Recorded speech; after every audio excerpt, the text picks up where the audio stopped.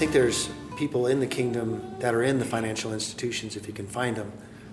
I'd be careful of going to something, used to go to a car repair shop and they had the fish, and they would, and we found out later they weren't representing the kingdom, and so sometimes I think we get labeled. Oftentimes when people go, oh, I don't want to deal with that kind of thing. So I think you really just ask the right questions about your.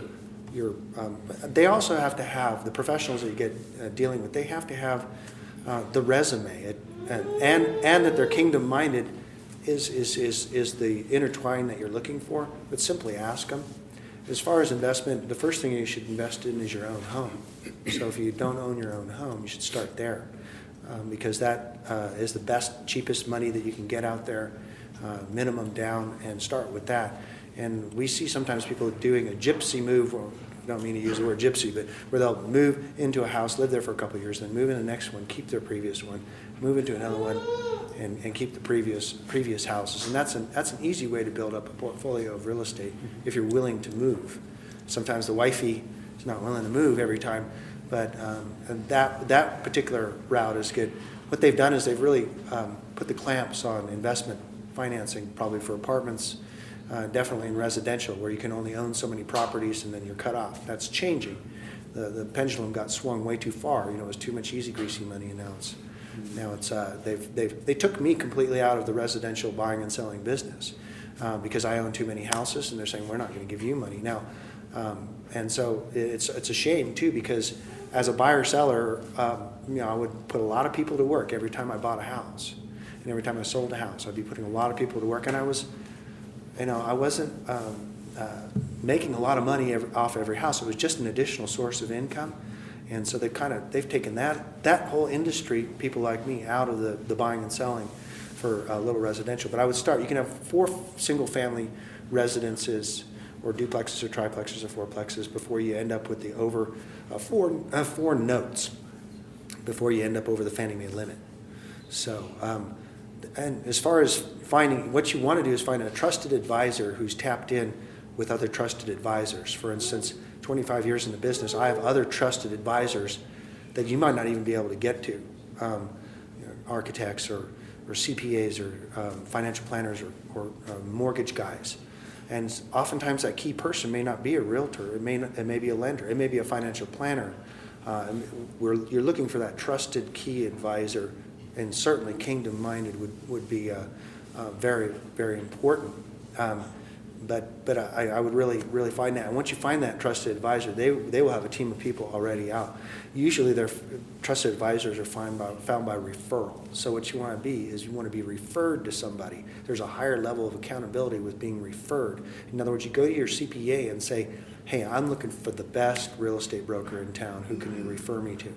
The CPA introduces you to that agent. And then all of a sudden you have this relationship where he's accountable not only to the CPA who referred him, but also accountable to you as the buyers. And so that's going back to the good old basics. I would stay away from a lot of these over-expensive programs, mentor programs and things like that. There are some good ones out there, but I wouldn't be able to dig through the paperwork to find out which ones are really good and which ones aren't. If they're charging a lot of money up front, it's probably not a reputable, or and other things too is a lot of times these guys that are coaches or mentors don't even own any real estate. So you have to be careful with that. I wouldn't pay to play when it comes to that. You can find these people just by researching, as you would if you had a medical condition you wanted the best, you'd start asking questions. And just like buying real estate, when you want the best of the best, you're gonna find every area is different. Micro markets, macro markets, they're all different. So no, you can't say. I love this when somebody comes and says, "Just find me the best deal." I say, if I'm going to find you the best deal, I'm going to buy it myself. Just get in the program and start. I can pay cash, so they won't loan me any money, so I got to pay cash. So but that's kind of. And if you put your trust in them as a professional, they'll put your trust in you and give you good service, find you those properties, and be diligent. And there's a lot of things that you can watch out for, and a lot of things like short sales are really difficult these days. And so I'll be careful about what you find in the national news and the media, because a lot of that doesn't apply. What I would do is use your prophetic ability to see the signs of the times and see where a market is turning, and that's how I was able to help so many people move their money out of an overheated market to a market that wasn't so overheated. To really wasn't so much to make a killing on the place where they moved the money to, it was to shelter. It was kind of like that Joseph strategy. So, do you have any advice on that? Yeah, there's several ways to invest in real estate. It's where you go out and pick up a piece of property. There are also well-managed programs that are offered by very large real estate companies. They're called syndicators. And what they do is they form limited partnerships or REITs, and you can buy into the asset base of real estate through those programs. And some of those offer as little as, you can start out as little as $2,500, even like through your IRA or something. If you want to start accumulating a real estate portfolio, you can let a professional organization like that handle your real estate investments for you. You know, there's pros and cons about owning and operating your own properties versus letting some professionals do it for you. So, you know, we have investor partners that partner with my partner and myself on some of our projects that we open up to the partners. So anyway, so there's that way also to start out in real estate. Start gaining your knowledge base through looking at their programs, how they're operating. That'll give you a good idea on how to start off. Well, thank you very much. Do you recommend investing in real estate this time? Yeah, now's the time to buy when nobody else is buying. Kind of like when the stock market was down, the S&P, the guy was talking about was down to 600. That's the time to buy, especially. But I would buy out of necessity rather than just buying as a throw the dice. What I mean by that is if you bought your retirement home, the home you're going to live in when you're, I call it from retirement to the walker to the old folks home, because if you haven't bought that, that's one of the big expenses that will